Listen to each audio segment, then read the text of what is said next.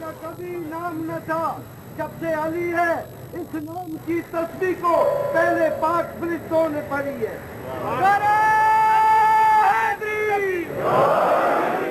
زندگی منافقت کی موت ہے، قرآن وہ کتاب ہے جو درس انقلاب ہے۔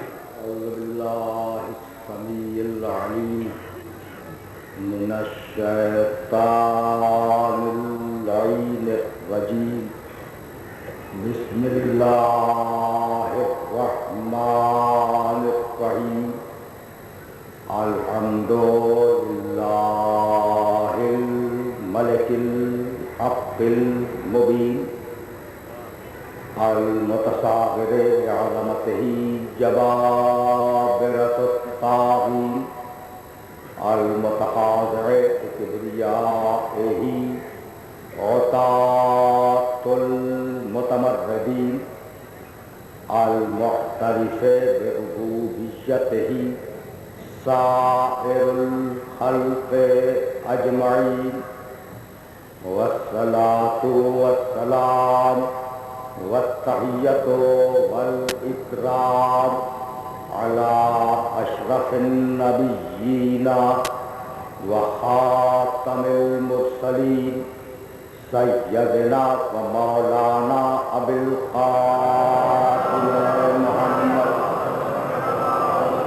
وأهل بيته الطيبين الطاهرين المعصومين المظلومين.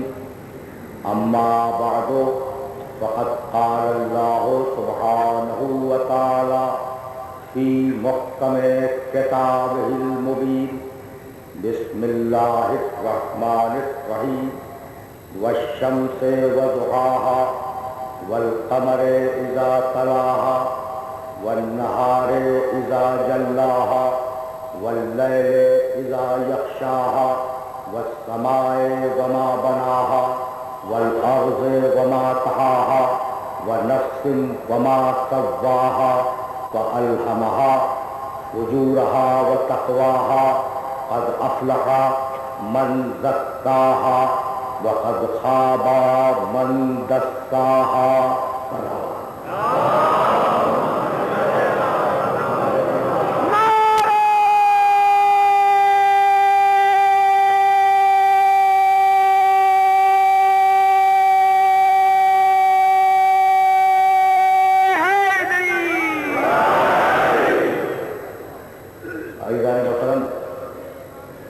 تہذیب نفس اور تہذیب حاضر کے عنوان سے ہم نے جس سلسلہ گفتگو کا آغاز کیا ہے وہ سلسلہ گفتگو کتنی تیزی کے ساتھ اپنے 5ویں مرحلے میں داخل ہو گیا. میں نے تہذیب نفس کیا ہے آپ کی خدمت میں پیش کیا اور اب تھوڑا سا تعارف تہذیب حاضر کا کرانا چاہ رہا ہوں تاکہ یہ پتا چل جائے کہ آج کی جو گلوبل تہذیب ہے، گلوبل سوسائٹی، پورے ارض کی جو تہذیب ہے، پورے ارض کا جو معاشرہ ہے، اس کی بنیاد کیا ہے. آج کے انسان کا دعویٰ یہ ہے، یہ جو انسان ہے اس گلوب کا، اس کا دعویٰ یہ ہے کہ ہم نے فطرت کو تسخیر کر دیا، ہم نے فطرت کی توانائیوں کو اسیر کر دیا، ہم نے زمین کے ذرے ذرے کو نچوڑ کر اس سے وہ طاقت پیدا کی کہ اگر ہم چاہیں تو اس طاقت کے ذریعے پوری انسانیت کو تباہ کر دیں. یہ ناز دیکھا آپ نے تفسیر کا، یعنی ناز اطاعت کا نہیں ہے، تباہ کرنے کا ناز ہے. سبحان اللہ سبحان اللہ. ہم نے اس زمین کی طاقتوں کو اس طریقے سے اسیر کیا اور ان طاقتوں سے ہم نے ایسے مہلک ہتھیار بنائے، ایسے مہلک اسلحے بنائے کہ اگر ہم چاہیں تو پوری انسانیت کو تباہ کر دیں. بھائی یہ طاقت کا فلسفہ ایک بہت بڑا مشہور فلسفی گزرا جس کا نام ہے نیٹشے. تمہید میں زیادہ نہیں روکوں گا آپ کے سننے والوں کو، لیکن یہ بات ناگزیر ہے. نیٹشے نے بڑا مشہور فلسفی ہے اور ہمارے ملک کے مشہور شاعر ڈاکٹر اقبال نے اسے مجذوب فرنگی کے نام سے یاد کیا ہے، اور تعریفیں بھی کسی مقام پہ فرمائی ہے، کسی مقام پر تنقید بھی کی ہے. اگر ہوتا وہ مجذوب فرنگی اس زمانے میں تو اقبال اس کو بتلاتا مقام کبریا کیا ہے. تو اقبال نے اسے مجذوب فرنگی کہا، اقبال نے اس سے ان کا اعتراف کیا. اس کا فلسفہ جانتے ہوتا ہے، اس کا فلسفہ ہے طاقت کا فلسفہ. اس نے کہا کہ اس دنیا میں زندہ رہنے کا فقط اسے ہے جو طاقتور ہے. اس دنیا میں زندہ رہنے کا فقط طاقتور انسان کو ہے، کمزور کو جینے کا حق نہیں ہے. جو کمزور انسان ہو اسے زندگی گزارنے کا حق نہیں ہے. اس نے یہ لکھا کہ طاقتور کو یہ حق حاصل ہے کہ وہ کمزور کو فنا کر دے، نیست و نابود کر دے، ہلاک کر دے، اس لیے کہ اس کے پاس ہے کمزوری، اس کے پاس ہے طاقت. تو زندگی کی بنیاد اس نے طاقت کو بنایا اور موت کی بنیاد کمزوری کو بنایا. آج کیا یہ تہذیب حاضر نہیں ہے کہ ہر بڑا یہ چاہتا ہے کہ چھوٹا نیست و نابود ہو جائے، ہر بڑا ملک یہ چاہتا ہے کہ چھوٹا ملک تباہ و برباد ہو جائے، ہر بڑی طاقت یہ چاہتی ہے کہ چھوٹی طاقت ذلیل ہو جائے، خار ہو جائے، نیست ہو جائے، نابود ہو جائے. لیکن اب اللہ کے مزاج کو کیا کرو گے؟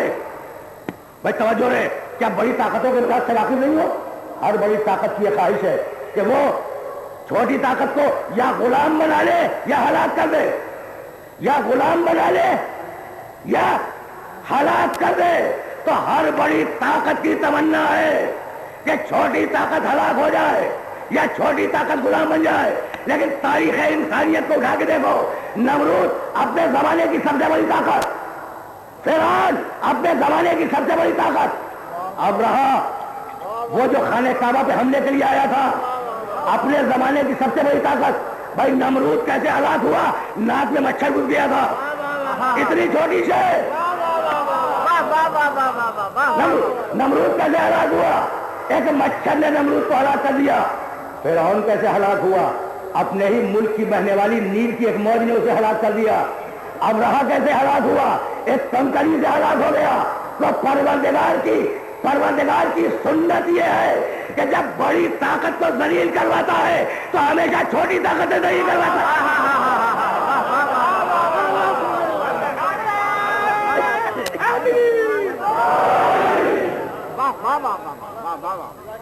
تو طاقت تہذیب حاضر کو ناز کی ذات پہ ہے طاقت پر.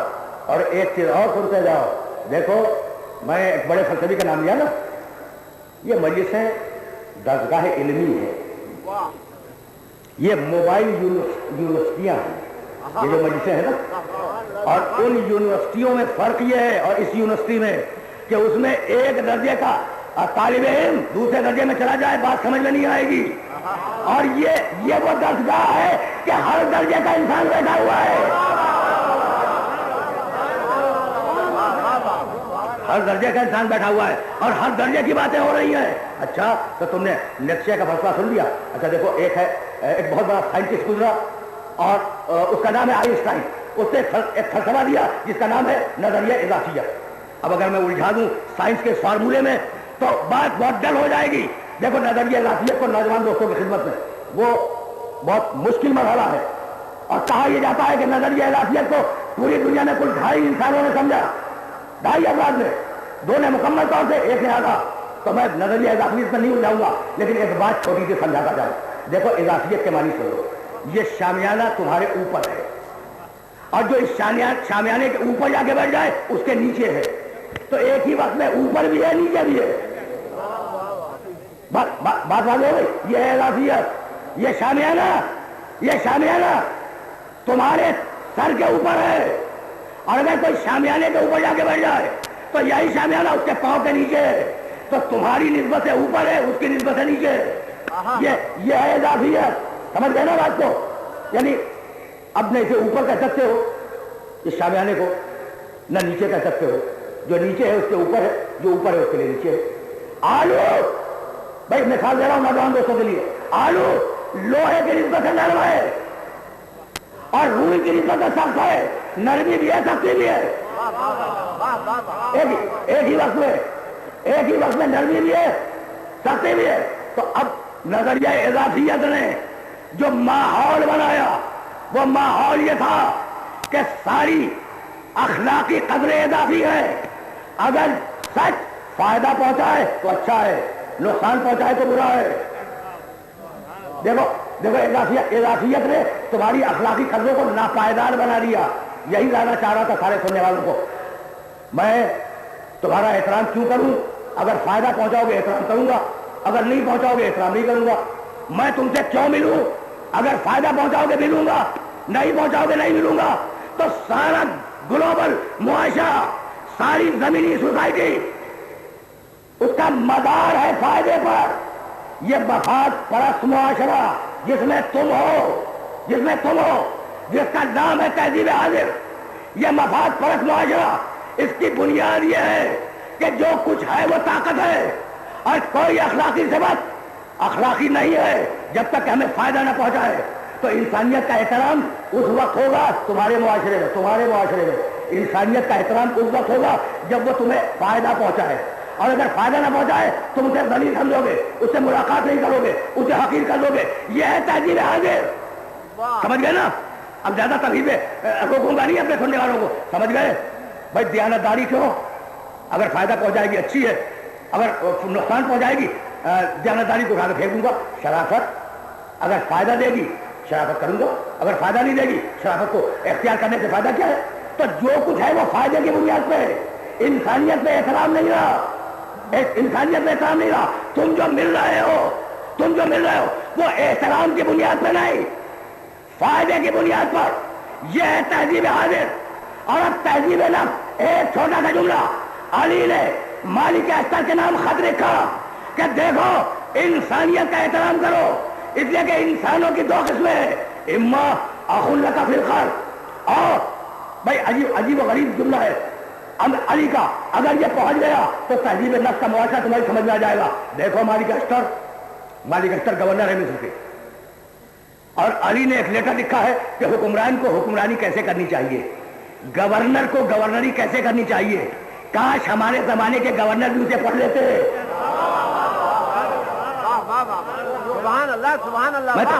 मैं तो जमीनी मुआशरे की बात कर रहा हूं।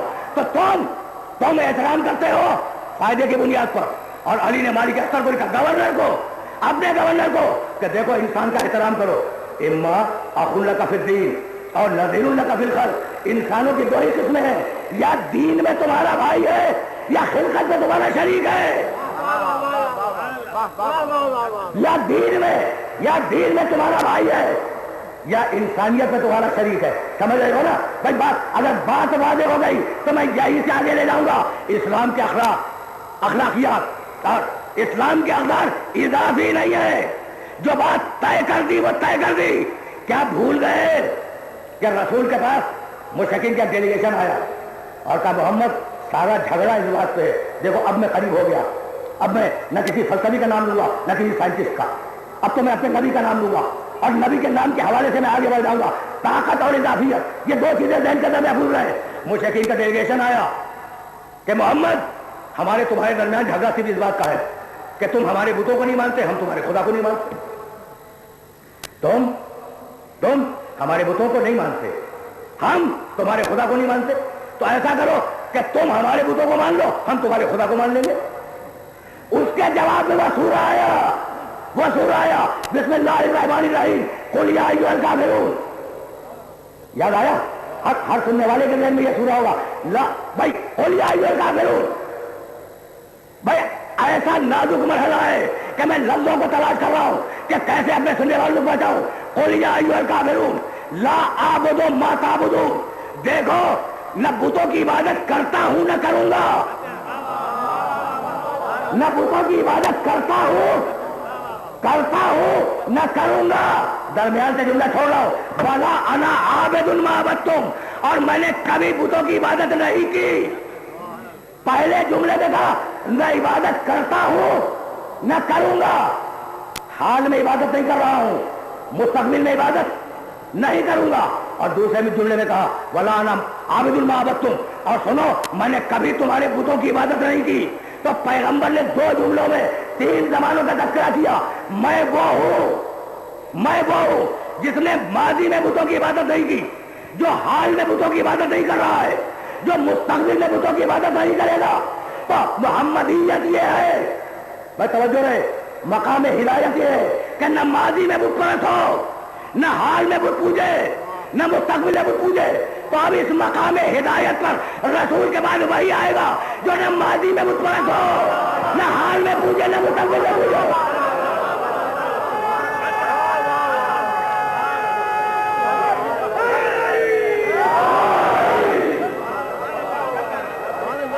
پہنچ رہی ہے بات؟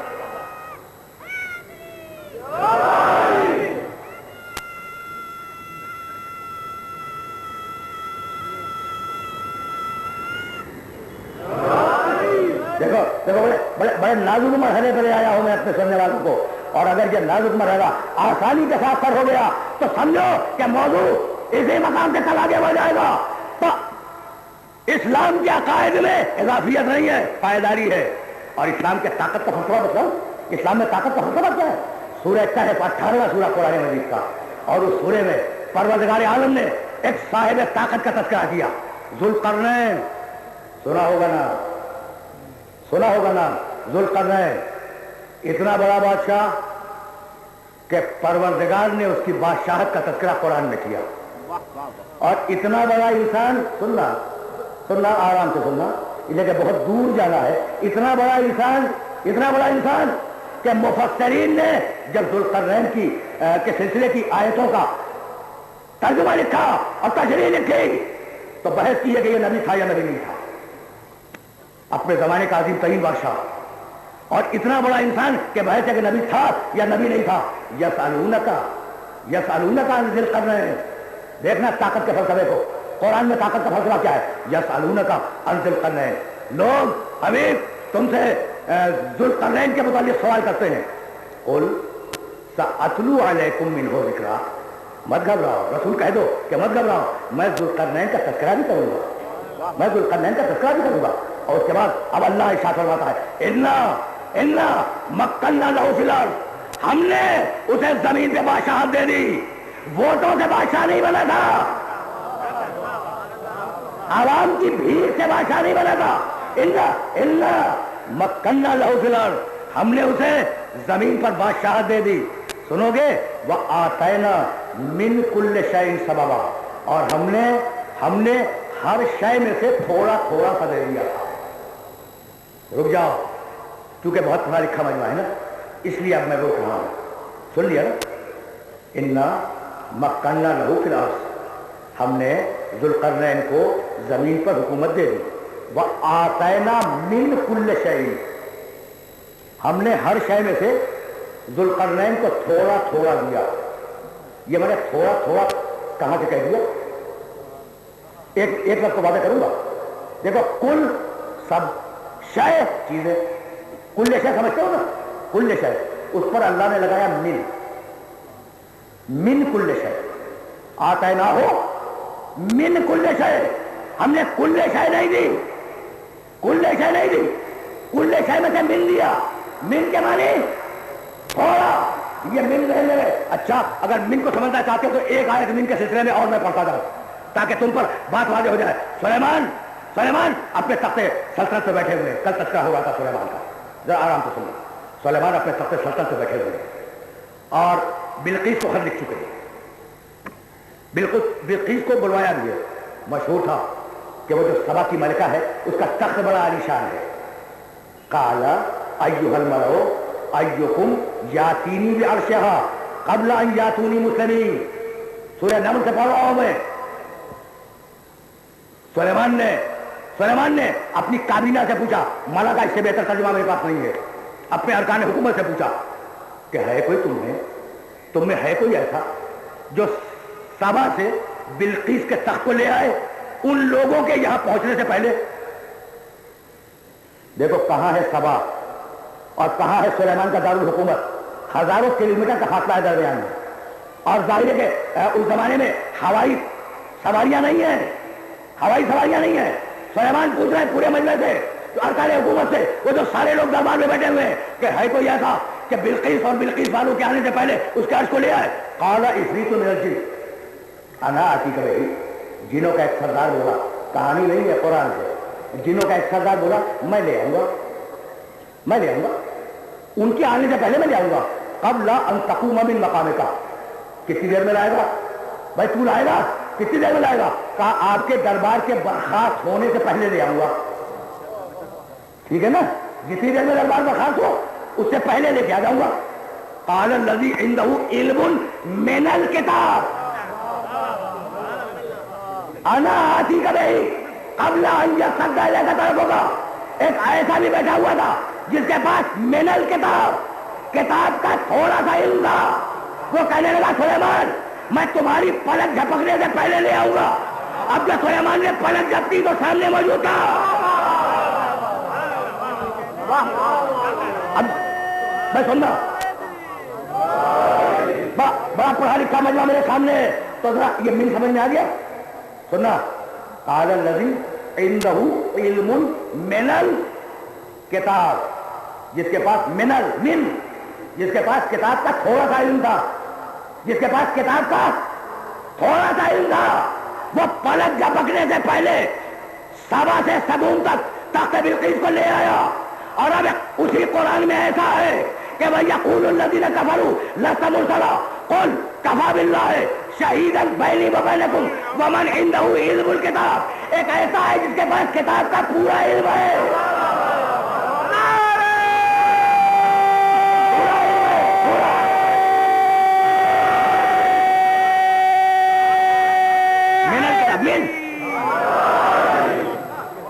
بھائی قرآن کا مل سمجھ میں آ گیا؟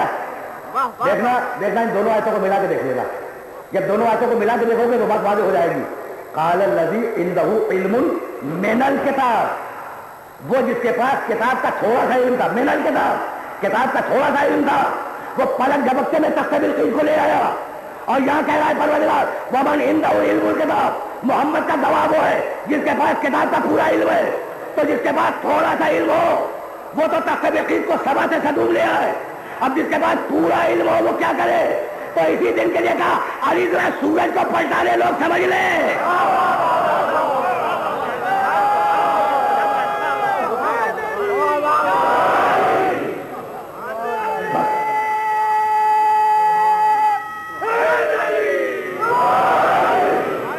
سنتے جاؤ.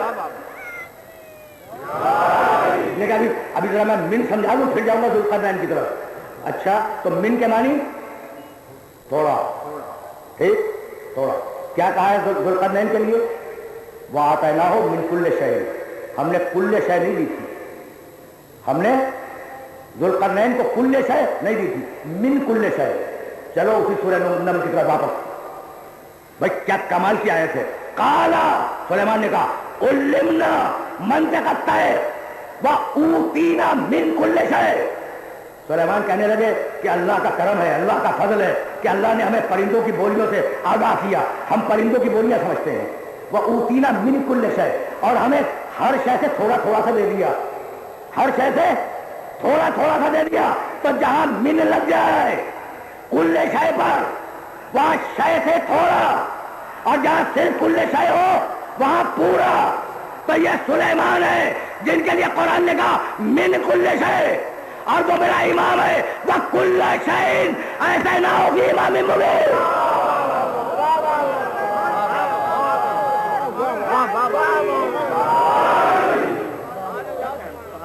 اب سلیمان کو نبوت کو میں لفظ بدل دوں، نبوت کو ہر شے میں سے تھوڑا تھوڑا ملے.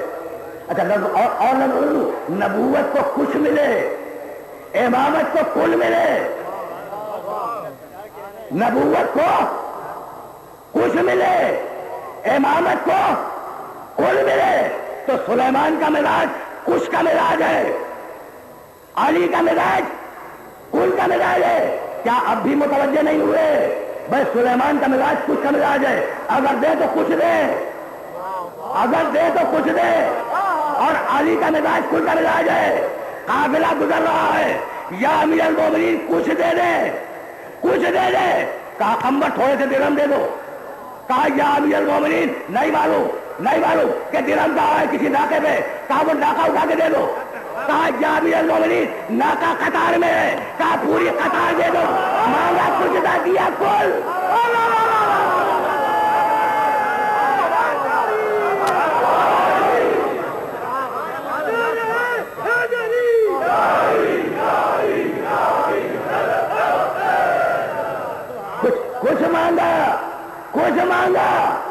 کھول دیا.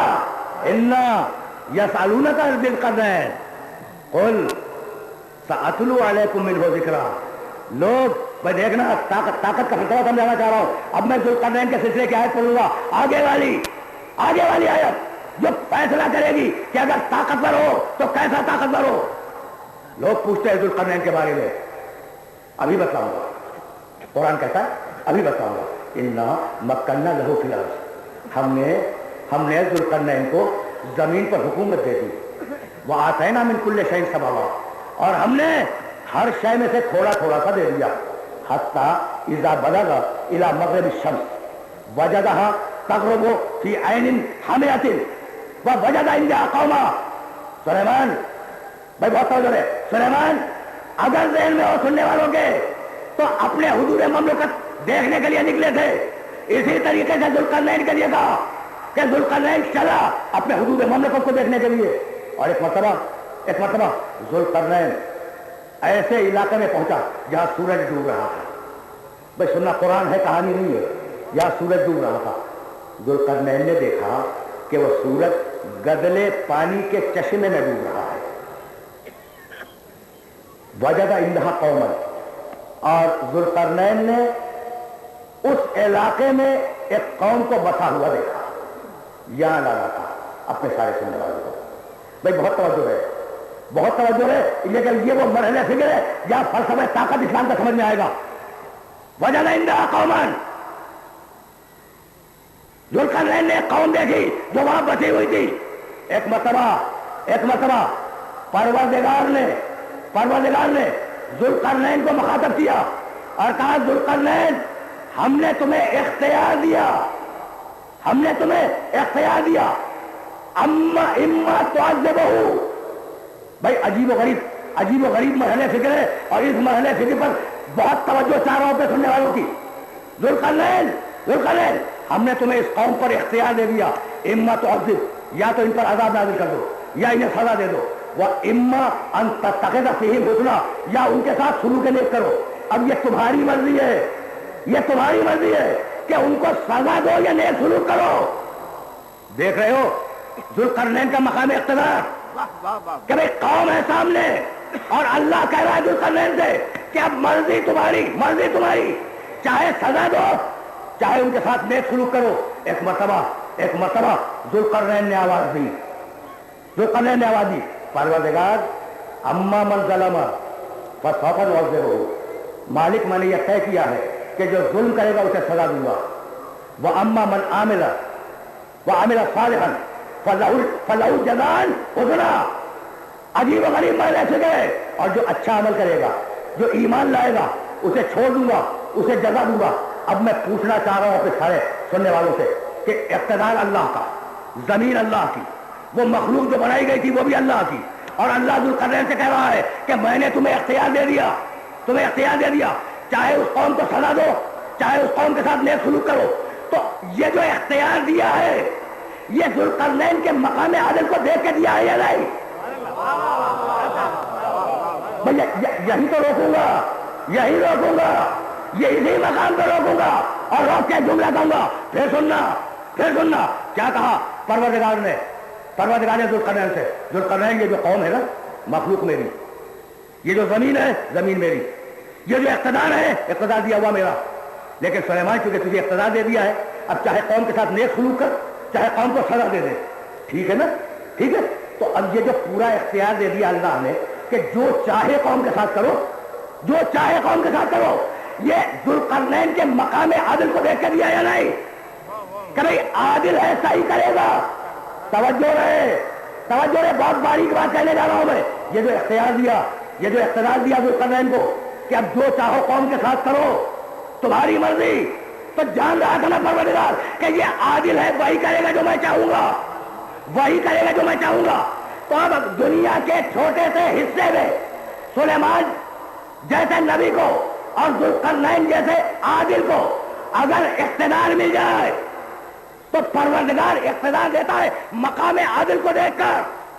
ٹھیک ہے نا, کل کی گفتگو سے میں متصل ہوں. سلیمان کا تذکرہ اس لیے بار بار کر رہا ہوں, ایک جملہ کہنا ہے مجھے اور اس ایک جملے کے لیے ساری زحمت ہے. اچھا, تو سلیمان کا مقام عدل دیکھا اور مقام عدل دیکھ کے پروردگار نے یہ آواز دی کہ سلیمان تمہیں اختیار ہے، تمہاری مرضی ہے، جس کے ساتھ چاہو نیک سلوک کرو، جس کے ساتھ چاہو نیک سلوک کرو، جس کو چاہو عذاب دو۔ تو مقام عدل اللہ کی نگاہ میں تھا، جب ہی اختیار دے دیا چھوٹے سے ایک حصے پر، زمین کے چھوٹے سے ایک حصے پر پروردگار نے جسے اختیار دیا ہے اس کے عدل کو دیکھ کے دیا ہے۔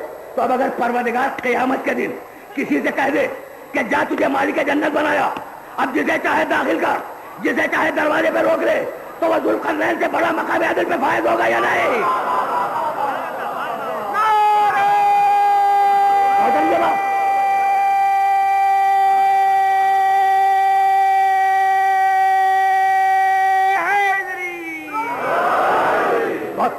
بہت تیزی کے ساتھ میں گزر رہا ہوں، اس لیے کہ جانا چاہیے۔ اور ایک مرتبہ ذوالقرنین نے آواز دی، بھائی طاقت کا فلسفہ تو سمجھ لو نا، پھر میں آگے بڑھوں گا، اور زیادہ زحمت سماعت نہیں ہے، لیکن یہ بات سنتے رہو۔ ذوالقرنین نے آواز دی کہ پروردگار تو نے مجھے اختیار دے دیا، لیکن اب مجھے بھی جانچ لے، مجھے بھی آزما لے، جو مومن ہوگا نیک سلوک کروں گا، جو ظالم ہوگا اسے سزا دوں گا، اور مالک قیامت میں میرا بھی خیال رکھنا۔ یہ ہے طاقتور کا کمال، جسے طاقت اللہ دے، جسے طاقت اللہ دے۔ کل سلیمان کی آیت پڑھ چکا ہوں، آج ذوالقرنین کی آیت پڑھ رہا ہوں۔ جسے طاقت اللہ دے وہ آخرت کو نگاہ میں رکھے، یہ آج کی طاقت نہیں ہے، یہ آج کی طاقت نہیں ہے۔ آج کی طاقت کا طریقہ یہ ہے کہ جس مقصد کو حاصل کرنا چاہو، دیکھو اب میں بڑھ رہا ہوں اس مرحلے فکر سے، اور اس مرحلے فکر سے بڑھ کر کسی منزل تک پہنچنا ہے۔ آج کی طاقت کا طریقہ یہ کہ بھائی مقصد کو حاصل کرو طاقت کے ذریعے۔ دنیا کے طاقتور ترین انسان، بھائی سننا، ان کا وسیلہ کیا ہے، ان کا طریقہ کیا ہے کہ مقصد کو حاصل کرو طاقت کے ذریعے، چاہے وہ طاقت صحیح استعمال ہو، چاہے وہ طاقت غلط استعمال ہو۔ تاریخ ہدایت میں اتنے بڑے بڑے طاقتور بھیجے اللہ نے، لیکن کسی نے ہدایت کے لیے طاقت استعمال نہیں کی، نہ کوڑا استعمال کیا، نہ تازیانہ استعمال کیا۔ بھائی سمجھ رہے ہو نا بات کو؟ تاریخ ہدایت میں کسی نے طاقت استعمال نہیں کی۔ بھائی یہی لانا تھا اپنے سارے سننے والوں کو کہ بھائی کردار سے ہدایت کی ہے، تلوار سے نہیں۔ تاریخ ہدایت کے کسی انسان نے بھی تلوار سے ہدایت نہیں کی، کردار سے ہدایت کی ہے۔ بھائی میں کیسے اپنے سننے والوں کی خدمت پیش کروں؟ اگر تلوار سے ہدایت ہوتی تو ہر ایک کو ہدایت پر خرچ کرتا، ہر ایک کو ہدایت پر خرچ کرتا۔ اس نے تو کردار سے ہدایت کی ہے۔ فَأَلْهَمَهَا فُجُورَهَا وَتَقْوَاهَا، ہم نے تمہیں فجور بھی بتلا دیا، ہم نے تمہیں تقویٰ بھی بتلا دیا، اور تیسرے پارے میں پھر آواز دی وَهَدَيْنَاهُ النَّجْدَيْنِ، ہم نے تمہیں خیر کا بھی راستہ بتلا دیا، ہم نے تمہیں شر کا بھی راستہ بتلا دیا۔ پھر سورہ حلقہ میں آواز دی اِنَّا هَدَيْنَاهُ السَّبِيلَ إِمَّا شَاكِرًا وَإِمَّا كَفُورًا، ہم نے راستہ بتلا دیا، تمہاری مرضی ہے قبول کرو، تمہاری مرضی ہے کہ ٹھکرا دو، لیکن اتنا بتلا دیتا ہوں کہ اگر قبول کرو گے تو فائدہ ہے، اگر ٹھکراؤ گے تو نقصان ہے۔ بس اب اس مرحلے سے مجھے آگے جانا ہے۔ بھائی آواز دی وَمَن يَبْتَغِ غَيْرَ الْإِسْلَامِ دِينًا فَلَن يُقْبَلَ مِنْهُ وَهُوَ فِي الْآخِرَةِ مِنَ الْخَاسِرِينَ۔ دیکھو اسلام کے علاوہ اگر کہیں اور چلے گئے تو آخرت میں خسارہ ہوگا، آخرت میں گھاٹا ہوگا۔ بھائی دیکھو ہر انسان نفع پہ مر رہا ہے، ہر انسان نقصان سے ڈر رہا ہے۔ اگر کل کی گفتگو ذہنوں میں محفوظ ہو، ہر انسان نفع پہ مر رہا ہے، ہر انسان نقصان سے ڈر رہا ہے۔ بھائی تم نوکری کی کیوں؟ نفع ملے، محنت کی نفع ملے، مزدوری کی نفع ملے۔ اگر نفع مل جائے فائدہ ہے، اگر نہ ملے نقصان ہے، ٹھیک ہے نا؟ تو تہذیب نفس کے نفع کا نام ہے جنت۔ واہ واہ واہ واہ واہ، سبحان اللہ سبحان اللہ۔ بہت قریب ہو گیا ہوں میں نے چاہا کہ بعض وہ جدید مسائل جو آج ذہن انسانی کو پریشان کر رہے ہیں، پوری دنیا کے ذہن کو پریشان کر رہے ہیں، انہیں اپنے سننے والوں کی خدمت میں ہدیہ کروں، لیکن اب اس مقام سے میں قریب ہونا چاہ رہا ہوں۔ بھائی ہر انسان نفع پہ مر رہا ہے، نقصان سے ڈر رہا ہے۔ تہذیب نفس میں نفع کی چیز کا نام ہے جنت، اور نقصان کی چیز کا نام ہے، سب کو معلوم ہے، جہنم۔ ہے نا ایسا؟ سب کو تسلیم ہے۔ اچھا اب میں ایک بات پوچھوں اپنے سارے سننے والوں سے، دیکھو पूरी दुनिया नफे पे मर रही है, पूरी दुनिया नफे पे मर रही है, उसे नफा चाहिए। अच्छा, अगर तुमने थोड़ा लगाया तो तुम्हें तवक्को है कि ज्यादा मिलेगा। हर इंसान की तमन्ना है कि थोड़ा लगा के ज्यादा हासिल करो, है या नहीं? देखो, आज मैंने बड़े अजीब मौजूद डिस्कस किए और जाहिर है कि सिलसिला फिक्र को इसी मकाम से कल आगे बढ़ जाना है, तो आज जरा सुकून कल्ब के साथ सुन लो कि मैं कहना क्या चाह रहा हूं। भाई, हर इंसान की तमन्ना है कि थोड़ा लगाए ज्यादा मिले। अगर थोड़ा लगाए ज्यादा मिले नफा है, और अगर थोड़ा लगाए उससे भी थोड़ा मिले नुकसान है। ऐसा है या नहीं? है ना ऐसा ही? भाई, पूरी दुनिया की तजारत का फलसफा क्या है? पूरी दुनिया की तजारत का फलसफा क्या है कि कम लगाओ ज्यादा मिले, थोड़ा लगाओ ज्यादा मिले। भाई, यह है नफा का फलसफा। अब मैं सुनने वालों से कहना चाह रहा हूं कि तहजीब नफ्स का नफा अगर समझ में आ गया तो मेरी मेहनत स्वारत हो जाएगी। भाई, थोड़ा लगाओ ज्यादा मिले। कितना जियोगे? 100 साल, 125 साल, 120 साल, 80 साल, 90 साल, 70 साल, यही तो है ना एवरेज उम्र इंसान की औसत उम्र क्या है? भाई, 80 से लेके 100 साल तक। तो यह है तुम्हारे पास सरमाया, इसे तुम्हें लगाना है।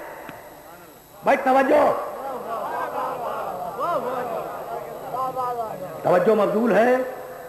मफजूल है मेरे सुनने वालों की। भाई, तुम्हारे पास सरमाया क्या है?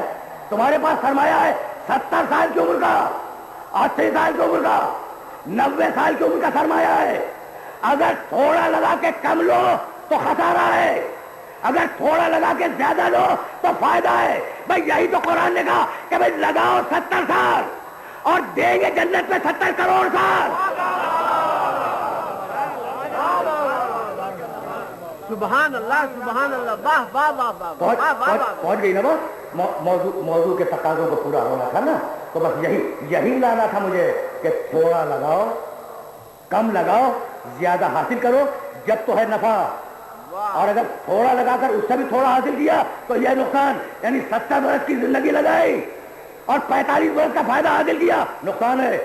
और अगर 70 बरस की जिंदगी लगा दी उसकी राह में और करोड़ साल, अब मैं 70 करोड़ साल कहूं, 70 अरब साल कहूं, भाई वो तो हमेशा की जिंदगी है। तो लगाया थोड़ा, मुनाफा लामहदूद, सिवाय अल्लाह के कोई नहीं देता। कभी इसके तफसीलात बयान करूंगा और कभी इसके तफसीलात में अपने सुनने वालों को ले जाऊंगा ताकि ये बात वाज़ेह हो जाए कि मैं कहना क्या चाह रहा हूं। तो थोड़ा लगाओ, ज्यादा हासिल करो। रुके रहना इस मरहले पर। आजाद किया, पाबंद नहीं बनाया, तलवार से मुसलमान नहीं बनाया, तहजीब नफ्स तलवार से नहीं की। भाई सुनना, तहजीब नफ्स तलवार से नहीं की, तहजीब नफ्स किरदार से की, तहजीब नफ्स किरदार से की। भाई, बहुत तवज्जो है। दुनिया एतराज करती है कि मेरे नबी ने तलवार के जोर पर मुश्रिकों को मुसलमान बना लिया। दुनिया एतराज करती है। मैं पूछूं अपने सारे सुनने वालों से, ये एतराज यूरोप से आया है। क्या आया है कि मुसलमानों के नबी ने तलवारें मार कर मुश्रिकों को मुसलमान कर दिया। अच्छा भाई, तो तलवारें कब से मारनी शुरू की? जंग बद्र से। जंग बद्र है पहली जंग, और पहली जंग में जो रसूल के साथ आए थे वो थे 313। उससे पहले कोई जंग ही नहीं हुई। तो मैं पूछना चाह रहा हूं कि वो जो पहली जंग में रसूल के साथ आए वो किस तलवार से मुसलमान हुए थे? क्या बात है, वाह वाह वाह वाह वाह। तो वो लोहे की तलवार नहीं थी, वो किरदार मोहम्मद की तलवार थी। समझ रहे हो बात को? लोहे की तलवार नहीं थी, वो किरदार मोहम्मद की तलवार थी। अब मोहम्मद के बाद जो भी आए किरदार लेके आए, तलवार लेके ना आए।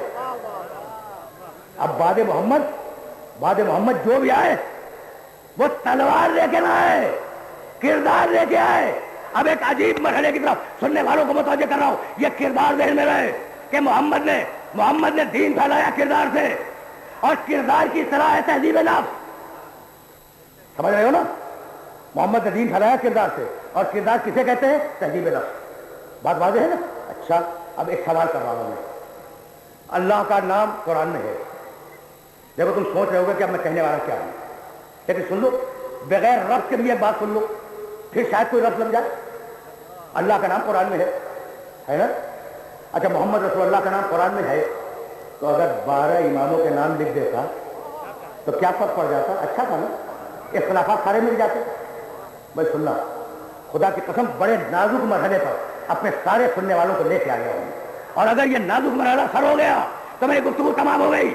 بھائی خدا کا نام قرآن میں ہے، رسول کا نام قرآن میں ہے، تو اب رسول کے بعد جو منصب ہدایت پہ فائز ہونے والے تھے 12 کے 12 امام، اگر لکھ دیتا کہ رسول کے بعد علی ہوں گے، علی کے بعد حسن ہوں گے، حسن کے بعد حسین ہوں گے، تو کوئی فرق پڑ جاتا؟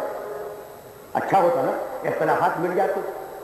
بس دیکھو 1300 سے زیادہ روایتیں ہیں حدیث کی کتابوں میں، گن کے بتا رہا ہوں، پوری فگر نہیں بتائی میں نے، لیکن 1300 سے زیادہ روایتیں ہیں جس میں رسول نے فرمایا خلفائی بعدی 12، میرے بعد میرے خلیفہ 12 ہوں گے، میرے بعد میرے خلیفہ 12 ہوں گے. 1300 سے زیادہ روایتیں موجود ہیں. تو یا رسول اللہ آپ نے خدا سے کہیے، خدا سے کہیے کہ وہ آپ کے نام کے بعد ان 12 خلفاء کے نام لکھ دے. ہو سکتا تھا نا بھائی، کوئی مشکل بات تو نہیں کہہ رہا ہوں میں. اچھا تو تم الٹ کے جواب جانتے ہو کیا دو گے؟ بس یہاں تقریر کو روک رہا ہوں، اور اگر یہ بات پہنچ گئی تو میری محنت سوارت ہو گئی کہ بھائی ہو سکتا تھا اگر علی حسن حسین کا نام ہوتا تو لوگ اسے کاٹ کاٹ کے اپنے لوگوں کے نام لکھ دیتے.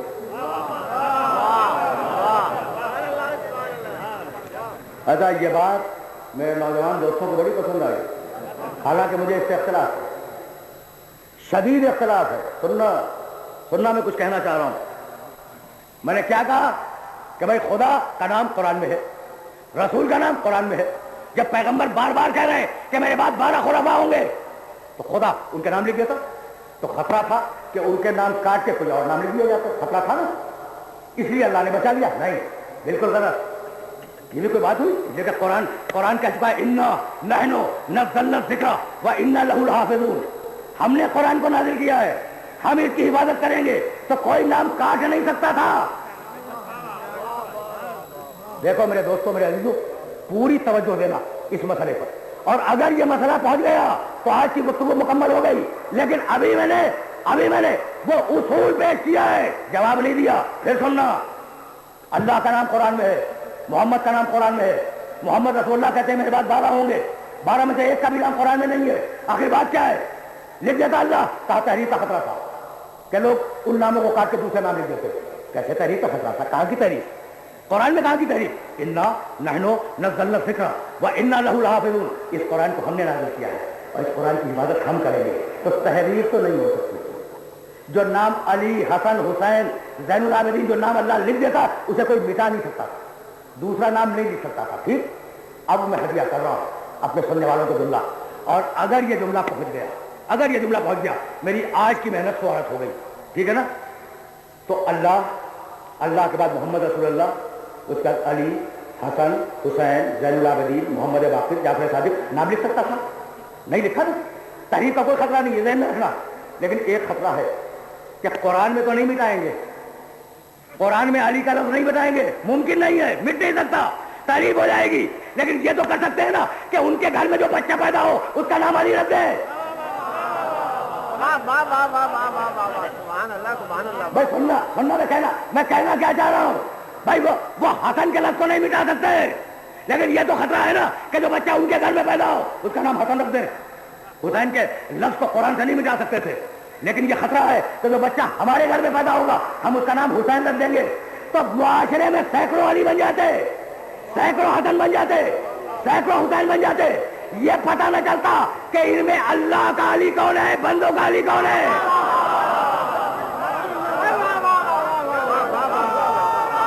پہنچی بات؟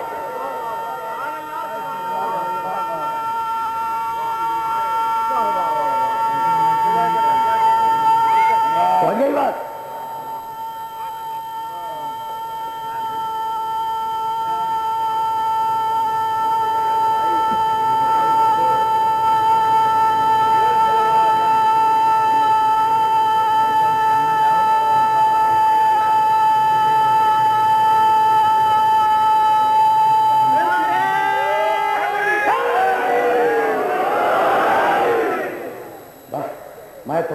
گفتگو کے اخیر میں موضوع کو جسٹیفائی کر رہا تھا، اور ضروری ہے کہ موضوع کے وہ تقاضے جو درمیان میں آتے جائیں انہیں اپنے سننے والوں تک پیش کیا جائے، یہ ضروری ہے۔ اس لیے میں نے موضوع کے تقاضوں کے تحت تہذیب حادی کا فلسفہ بتایا کہ اس میں اضافیت ہے، اس میں طاقت ہے، ٹھیک؟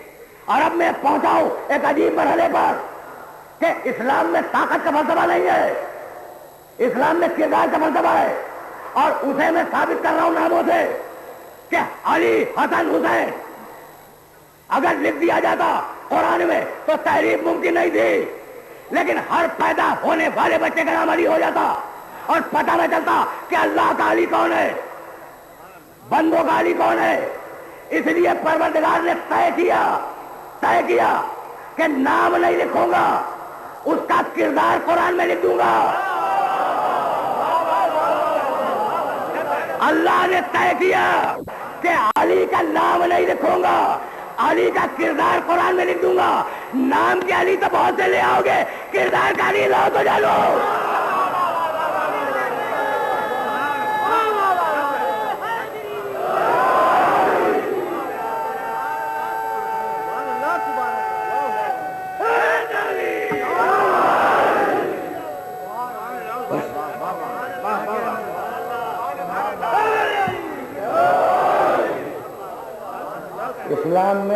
اسلام میں طاقت کی تہذیب نہیں ہے، کردار کی تہذیب ہے۔ طاقت کی تہذیب نہیں ہے، کردار کی تہذیب ہے۔ نام کے علی بہت بنا لاؤ گے، ایک کردار کا علی بنا کے لاؤ تو جانو۔ کہاں سے لاؤ گے میرے علی کا کردار؟ بس میں اپنے آخری مرحلوں سے قریب ہوا، اب اس سے زیادہ موضوع کو وعدہ نہیں کرنا چاہ رہا ہوں۔ بس دو چھوٹے چھوٹے واقعے سنو اور مجھے اجازت دے دو تاکہ کردار آل محمد سمجھ میں آ جائے۔ اور آل محمد کا نمائندہ علی خلیفۃ المسلمین ہے، اور بتلا چکا ہوں کہ علی کی حکومت صوبہ سندھ پہ نہیں تھی، بہت بڑی حکومت تھی،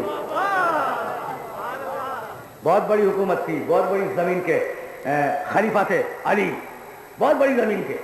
کبھی پھر صحیح اسی ممبر سے میں پورا جغرافیہ بتا چکا ہوں کہ علی کی حکومت کتنی بڑی تھی۔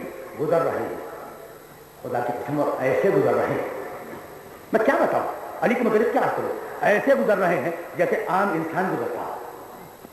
نہ کوئی تجھے کو احتشام ہے، نہ کوئی شان و شوکت ہے، نہ لباس میں کوئی امتیاز ہے کہ لوگ پہچانے کہ یہ خلیفہ ہے یا عام انسان ہے، کچھ بھی نہیں۔ دیکھا گلی کے موڑ پر کنیز ایک عورت بیٹھی ہوئی رو گئے، علی کی حکومت ہے، علی اپنی حکومت میں کسی کا رونا کیسے برداشت کرے؟ رک گئے، کہا تیرا مسئلہ کیا ہے؟ اسے پہچانا، کہا یا امیر المومنین، میرے مالک نے کچھ درہم دیے تھے کہ میں فلاں قسم کے خرمے خرید کے لاؤں۔ میں جب دکاندار کے پاس گئی، میں نے درہم دے دیے، اس نے خرمے دیے، لیکن فلاں قسم کے نہیں دیے۔ اب جب میں مالک کے پاس واپس لائی، اس نے کہا کہ یہ تو نہیں چاہیے مجھے، واپس کر۔ مالک کو خرمے نہیں چاہیے، اب میں واپس گئی دکاندار کے پاس، اس نے کہا میں مال دینے کے بعد واپس نہیں دوں گا۔ تو یا علی میں اتنے پیسے کہاں سے لاؤں کہ اپنے مالک کو پہنچاؤں؟ کہا نہیں، تیرے مالک کی تفصیل نہیں ہے، اس نے تو پہلے ہی شک کر دی تھی کہ فلاں قسم کے خرمے لانا۔ دیکھو اس چھوٹے سے اخلاقی واقعے میں تجارت کا اصول بتا دیا۔ تو بڑے اینگل ہیں، بڑی جہتیں ہیں، لیکن ان جہتوں پہ رکوں گا نہیں، اس لیے کہ تقریر کو اختتام پذیر ہو جانا ہے۔ کہا اس میں خطا تیرے مالک کی نہیں ہے، خطا تو کندھار کی ہے، دیے ہوئے آئے۔ کہا تو نے اس عورت کے ساتھ دھوکہ کیا، اس کے پیسے واپس کر، خرما لے لے۔ اس نے کہا تم کون ہوتے ہو؟ تم کون ہوتے ہو؟ جاؤ میری دکان سے نکل جاؤ۔ اتارا ہے، اتارا ہے۔ آج کا کوئی چھوٹا بھی ہوتا نا تو ڈی ایس پی ضرور بھیج دیتا۔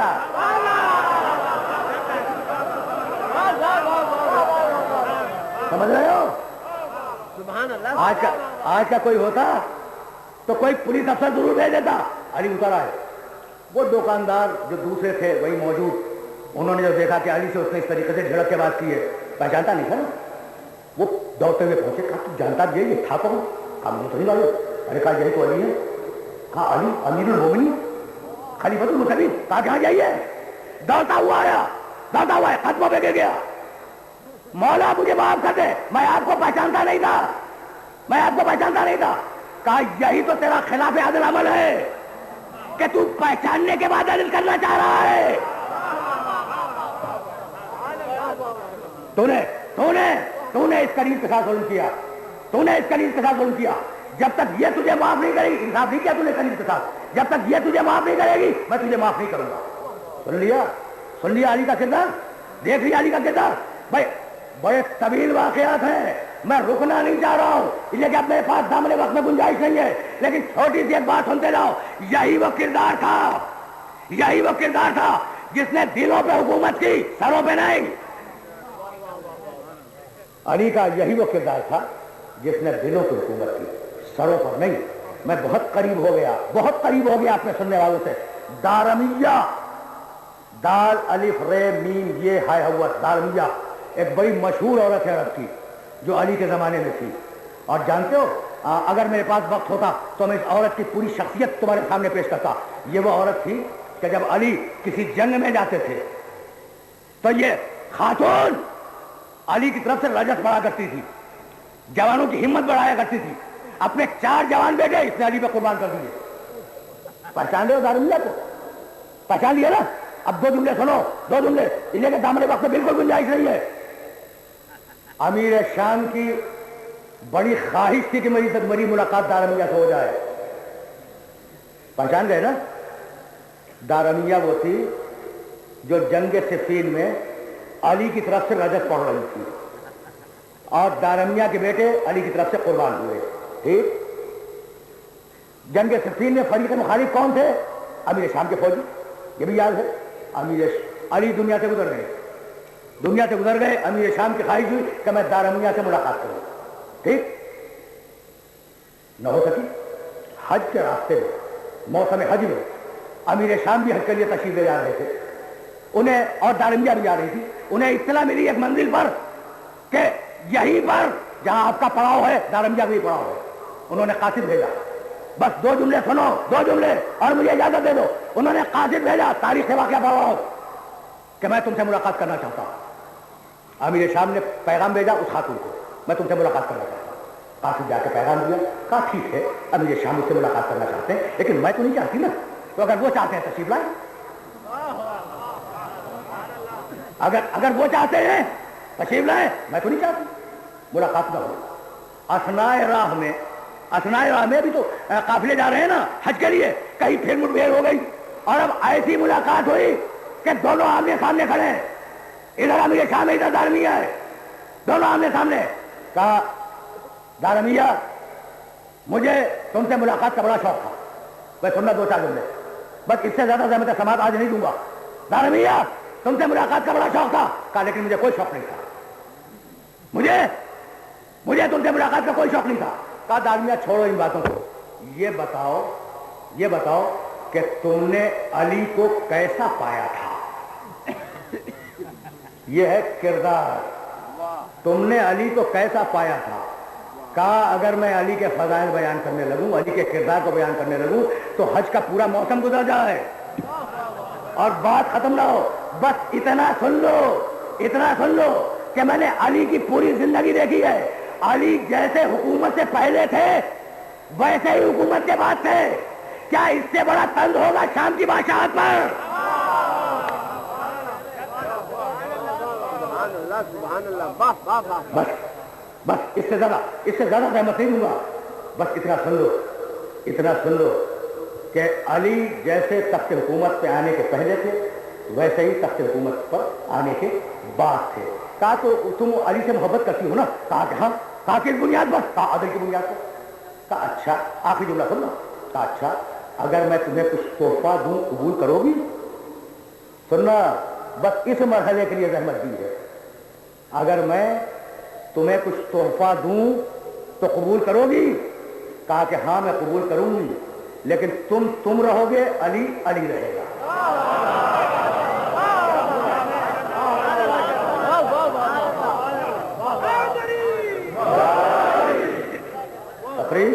تقریر تمام ہو گئی. جملہ اب سنو. کہا ہاں اگر تم کچھ مجھے دو گے تو میں اسے قبول کر لوں گی, لیکن اس نعمت کے, اس مال کے پانے کے باوجود تم رہو گے, علی رہیں گے. ایک مرتبہ اپنے خزانہ دار کو بول کے کہا کہ اس عورت کو بالوں والی اونٹنیاں دے دو. یہ دنیا کی قیمتی ترین اونٹنیاں ہیں سرخ بالوں والی.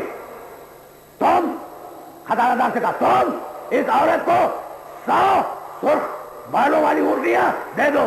جب 100 بالوں والی اونٹنیاں دارمیہ کو مل گئی تو ایک مرتبہ مسکرا کے کہا کہ اگر علی ہوتے تو اتنا دیتے. بس میرے دوستو، میرے عزیزوں، تقریر تمام ہو گئی. اب تک تو میں واقعہ بیان کر رہا تھا. صرف ایک جملہ اپنا کہوں گا اور گفتگو کو تمام کر دوں گا. 100 اونٹنیاں دے دی. جب لے لی دارمیہ نے تو پوچھنے لگے امیر شام کہ علی ہوتے تو اتنا دیتے. کہا تم علی کی بات کہاں کر رہے ہو؟ علی تو 1 درہم بھی نہ دیتے. علی تو 1 درہم بھی نہ دیتے. اس لیے کہ علی بیت المال کو غریبوں کے لیے رکھتے تھے، انسانوں کو خریدنے کے لیے استعمال نہیں کرتے تھے.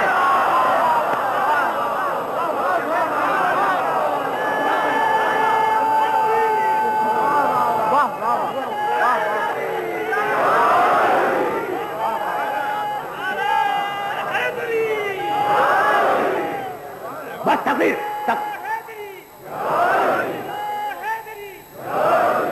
تقریر تمام ہو گئی. تقریر آج گفتگو اس مرحلے سے آگے نہیں جائے گی. علی ہوتے تو 1 درہم بھی نہ دیتے. 1 درہم بھی نہ دیتے. تو نے تو 100 اونٹنیاں دے دی ہے نا. علی ہوتے 1 درہم بھی نہ دیتے. اس لیے کہ علی بیت المال کو رکھتے تھے غریبوں کے لیے، وہ لوگوں کو خریدنے کے لیے استعمال نہیں کرتے تھے. اس چھوٹے سے واقعے نے 2 باتیں بتا دی. ایک تو یہ بتائی کہ ہارس ٹریڈنگ کوئی نئی چیز نہیں ہے. ہارس ٹریڈنگ کوئی نئی چیز نہیں ہے. اور دوسرا سبق یہ دیا کہ ہر دنیا کا ہر انسان بک سکتا ہے، علی کا چاہنے والا فروخت نہیں ہو سکتا.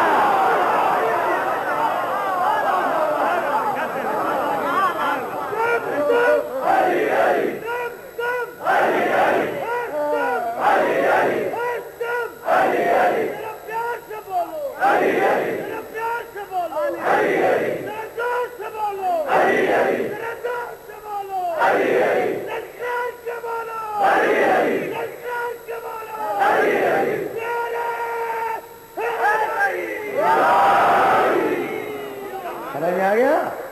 تہذیب حاضر طاقت کی تہذیب ہے. تہذیب اسلام نفس کی تہذیب ہے. تہذیب علی نفس کی تہذیب ہے. خدا کی قسم کیا عجیب جملہ ہے. جب عبد الرحمن ابن ملجم سے پوچھا ہے، علی نے پوچھا ہے ضربت کے بعد کہ کیا میں تیرا برا امام تھا، تو اس نے کہا نہیں مولا، آپ کیسی بات کر رہے ہیں نا. کہہ دیتا کہ ہاں برے امام تھے. کہہ دیتے یہ علی کے کہہ دیتا ابن ملجم کیا برے امام تھے. اس کی زبان سے یہ نہیں نکلا. جب پوچھا ہے علی نے کہ کیا میں برا امام تھا، تو اس نے یہی کہا کہ یہ میں کیسے کہہ دوں، نعم الامام، آپ سے بہتر تو کوئی امام ہی نہیں تھا. یہ ہے علی کے کردار کا موجود کہ قاتل ہے، قتل کر رہا ہے، کردار پہ اعتراض نہ کر سکا. اور یہی شان ہے علی کے بیٹے کی کہ عاشور کے دن جب وہ میدان میں آیا ہے اور اس نے پوچھا ہے کہ کیا میں نے رسول کی سنت بدلی، کیا میں نے خدا کی کتاب میں کوئی تبدیلی کی، کیا میں نے کوئی خون نہار بہایا، مجھے قتل پہ آمادہ کیوں ہو؟ کہا صرف اس لیے کہ تم نے یزید کی بیعت نہیں کی. علی کا کردار دیکھو، علی کے بیٹے کا کردار دیکھو. بس گفتگو کربلا تک آ گئی نا. نامکمل رہ جاتی کربلا. دیکھو علی کا کردار تم نے دیکھ لیا، علی کے بیٹے حسین کا کردار تم نے عاشور کے دن سن لیا. خدا کی قسم نامکمل رہ جاتی کربلا اگر علی کی بیٹی کا کردار کربلا میں نہ ہوتا. پہچان لے علی کی بیٹی، پہچان گئے نا علی کی بیٹی.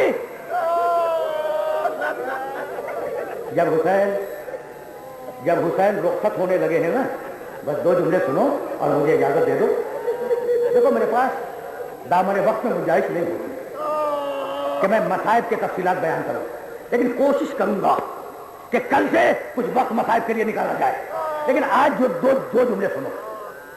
جب قافلہ تیار ہو گیا نا تو عبداللہ ابن جعفر طیار، پہچانتے ہو، جناب زینب کے شوہر،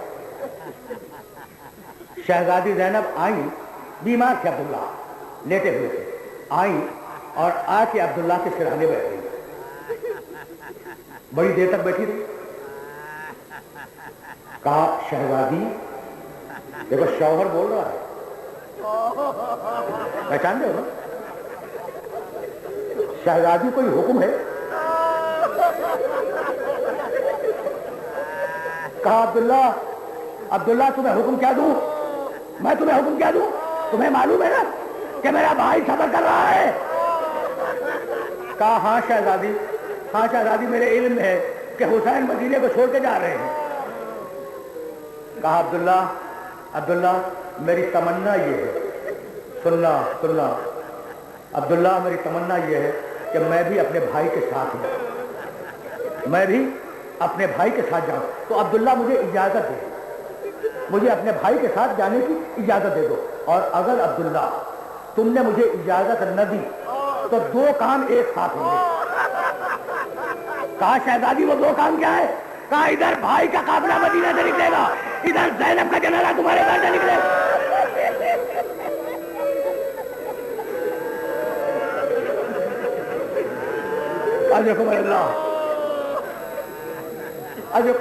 अल्लाह, तफसीलात में नहीं जाऊंगा। कहने लगे शहजादी, शहजादी हुसैन अगर तुम्हारा इमाम है तो हुसैन मेरा भी इमाम है, जो मेरे इमाम की मर्जी वही मेरी मर्जी। जाओ जाओ, मैंने तुम्हें इजाजत दी। हुसैन गए, मक्के पहुंचे, अब्दुल्ला मक्के पहुंचे। जिस दिन हुसैन मक्के से निकल रहे थे ना करबला के लिए, तो शहजादी ज़ैनब को बुलाया और कहने लगे जरा ये दोनों बच्चे हैं ना, इन्हें अच्छा लिबास में ला दो। तुम रो चुके और अब कहां दामन वक्त में कोई गुंजाइश है? बस दो जुमले सुनो और मुझे इजाजत दे दो, इन्हें अच्छे लिबास में ला दो, इनके बालों में शाना कर दो। औन और मोहम्मद को अच्छे लिबास पहनाए शहजादी ने, बालों में कंघी की, लाई अब्दुल्ला के पास। अब्दुल्ला ने दोनों का हाथ थामा, आए हुसैन की खिदमत। कहा मौला आप तो जानते हैं ना कि मैं बीमार हूं, तो मैं तो नहीं हुआ, लेकिन ये दो बच्चे अपनी तरफ से आपके ऊपर सदका कर रहा हूं।